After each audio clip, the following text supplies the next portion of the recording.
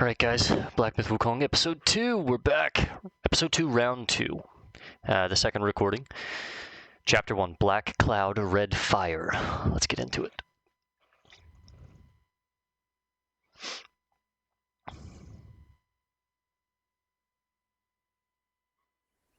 On the go, bend the toe, life of human or for gold.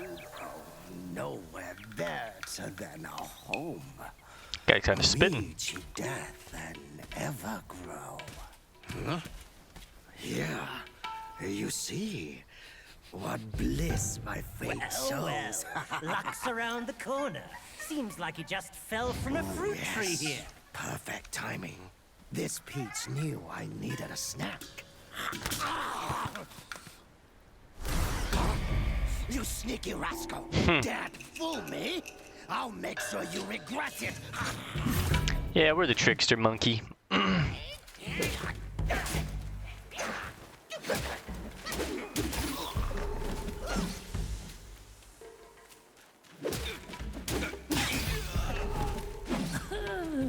No matter how many times you come around, you're still as mischievous as ever, eh? So, they already know that's us.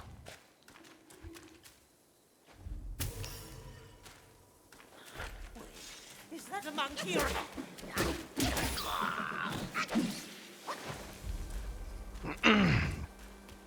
Okay, so what we did learn from the first time playing through this game was it's not charged heavy attack. Hold to charge and build up focus. Holding heavy attack to charge. Charging costs stamina but quickly builds up focus. Report to Nordling's Yeah, one thing that we did learn was it's not very much like spam heavy. It's more of like a Sekiro where it's like timing is very important. The combos are simplistic, but like it's just like light, heavy, right? Nothing crazy there. But it feels good when you combined it with like proper timed dodges, when you're not spamming and doing like light, heavy, you know what I mean? And then of course your abilities build up that gauge in the bottom right that then fills in the circle, which you spend those as focus points to do like heavy attacks or whatever. I'm just poking around making sure I didn't miss anything, because the first time we kind of just blazed through all this stuff, and I kind of want to just make sure that there's no like secret chests or paths or anything like this. There is no map in this game, which is interesting. I've heard some people say they don't like it. I kind of like it, but I'm more of an optimist when it comes to just things in games. It adds a sense of like wonder and self-exploration and kind of slowing down, which I appreciate. So I get that it's not for everyone, but What you waiting for? Pluck your hair and make an offer. what you waiting for? So these are like the campfires of the game, if you're a Dark Souls fan.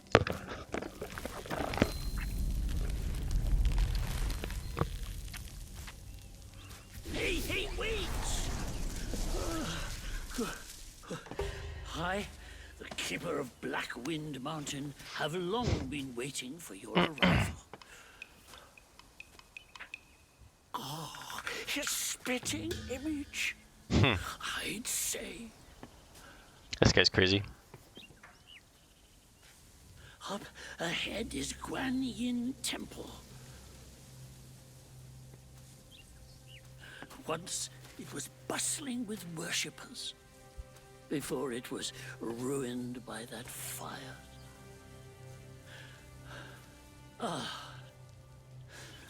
Then the temple was rebuilt.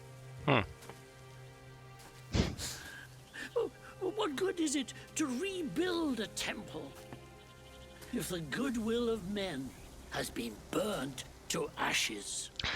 Dude, playing through this a second time and not getting that far, but You've forgotten this place, but they haven't forgotten you. rehearing this It's a story, tough one. Good luck to you. it's just really sick because Guanyin Temple was burned down by, I believe, a specific monk in history. And it was like a really massive area where a lot of monks congregated and meditated and prayed, and it was a very special place, a very sacred place, and they burned it down, killing a lot of people. And that line there where he says this, well, what good is rebuilding the temple if the goodwill of men has been burnt to ash? That shit is just so hard when you, like, the first time I played through this, I was like, it didn't really hit me that, but the second time, it's just, that's so hard. Holy fuck.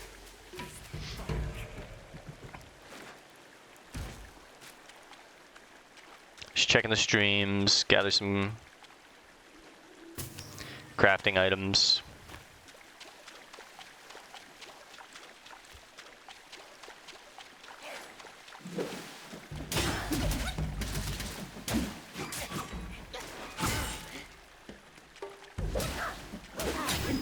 Like a crow warrior.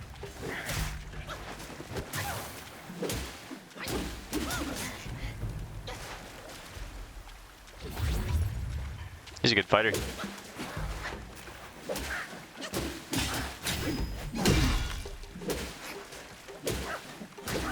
Not enough. We're better.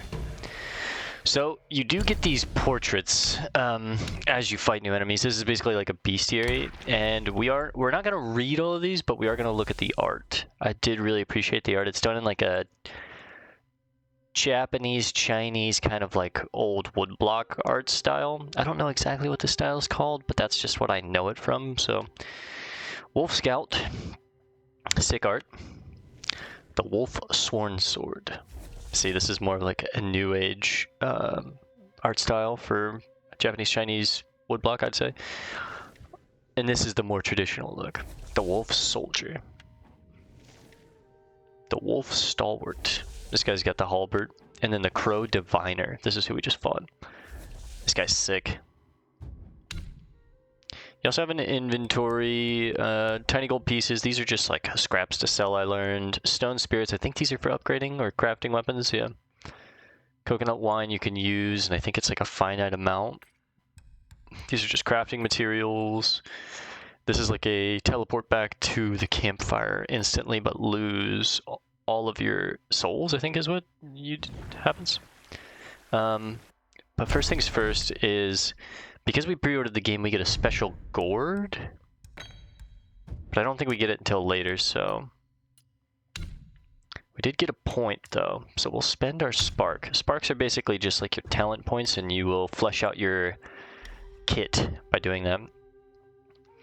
First point, I think we're going to get the mobile spin. This is a really nice ability to have to deflect ranged projectiles.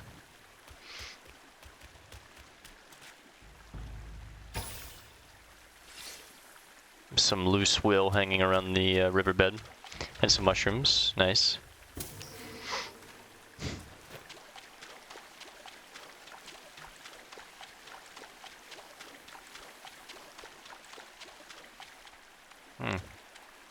It's a head. A stone head. Multiple stone heads. Frog warriors. New Yagwe. Oh, he poisoned me. Well, he threw down a poison jar. Purple Lingzi.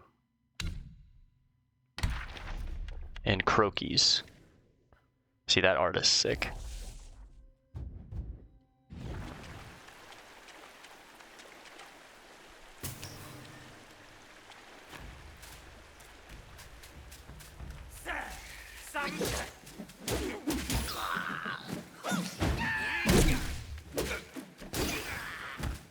Nice, clean fight.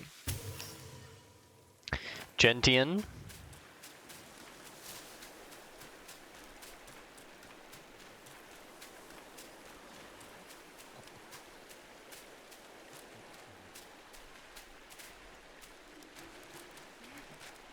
Is that a baboon? Don't run.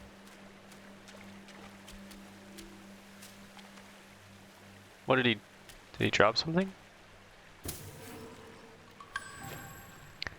Skanda of form. Key items. I didn't get that on my first playthrough, so I clearly missed something. Man shrinks at odor, but smiles at beauty, which is only natural. Once hidden inside of the Buddha's head, this treasure has a secret yet to be revealed. Cool. Yeah, I definitely missed that the first time through. I saw that guy, and then I just never went over there and checked. So.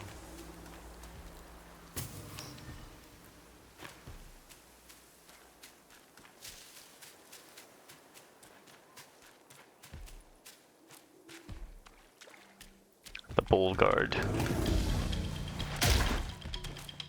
Pop him and back up.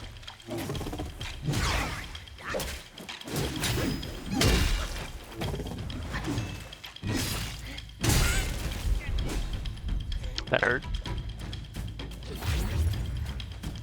We'll pop 2 real quick.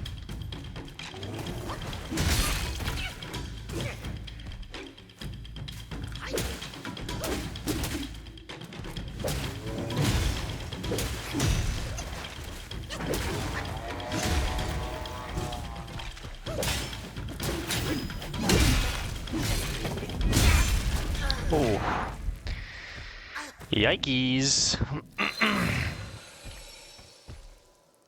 A little bit of a misplay there, but that's alright.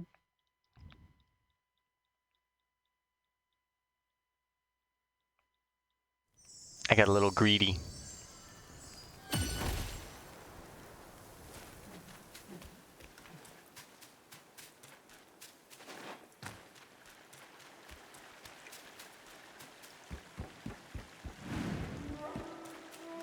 Forest of Wolves.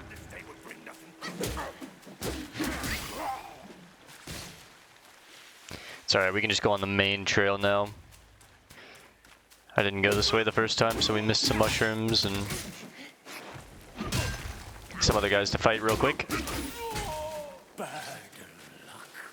One thing I really liked about this game too is it's not like Dark Souls where you'll like lose your experience and souls and all that stuff when you die.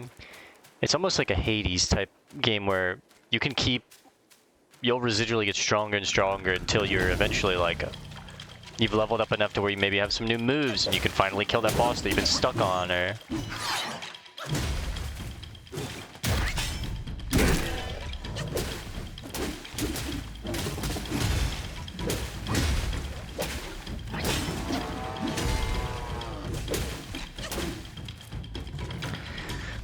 the big thing about early game that I remember was I have to preserve my stamina. I have to be very careful dumping it. Ooh. Stop!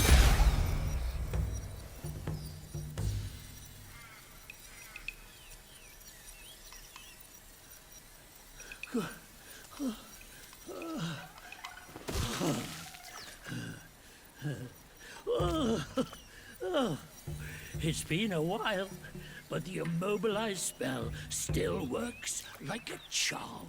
Nice. I love this guy. Since you Oh, hail onion from head. Mount Huagro, it won't hurt to teach you a handy trick. Now, here we go. Give me your hand. Ooh. Immobilize. A simple hand gesture can bind the enemy in place. Such a good spell, God. There you go.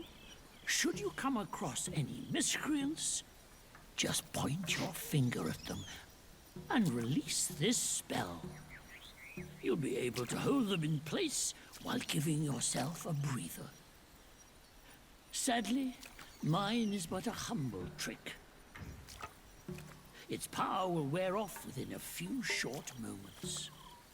Though it's good enough against boneheads like this one. Anyway, just consider it an ace up your sleeve. You better be careful, old man. No! The young ones these days know no manners. Fear not. Teach them a lesson with your new spell. We will, old man, don't worry. Stop, buddy.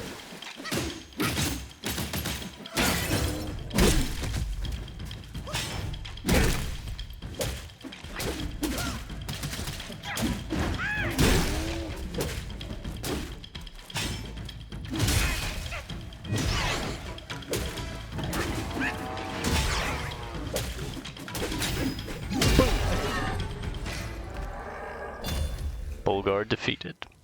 And a new portrait unlocked. Yaguai Chiefs, the Bull Guard. Majestic of height, he looms with might in heavy armor, ready to fight. His eyes a fearsome, vacant lot, a sage or fool, we know not. Fucking bars. Alright, so another spark, and you can now put points into Immobilize and make it do different things. Hitting an immobilized enemy with light attack slightly extends the duration of the next immobilization inflicted on them. This one's pretty sick. We'll get these points later though. I think what's really important is to start getting your... You have different stances, and I really enjoy... We'll definitely pick up Pillar Stance at 5, but I do really like Smash Stance. So from what I felt, Smash Stance was kind of like the offensive stance. Pillar Stance kind of felt like a defensive stance. You can like jump up on top of your pole in Pillar Stance and dodge ground attacks, which is really cool. But for now, I think we're going to pick up Resolute Counterflow. This just gives us like a nice big heavy hit. Performing a heavy attack during light attack combo with a focus point consumed allows the Destined One to execute Resolute Strike. During Resolute Strike, the Destined One can see through the incoming enemy attacks and nullify their damage. Enemies that have been seen through are easier to stagger. So basically you hit them with a huge move, you're doing big damage, and you could stagger them. So cool. Alright, I think that's a great little stopping point for episode 2. We will see you guys in the next one. Thanks for hanging out. Peace and love.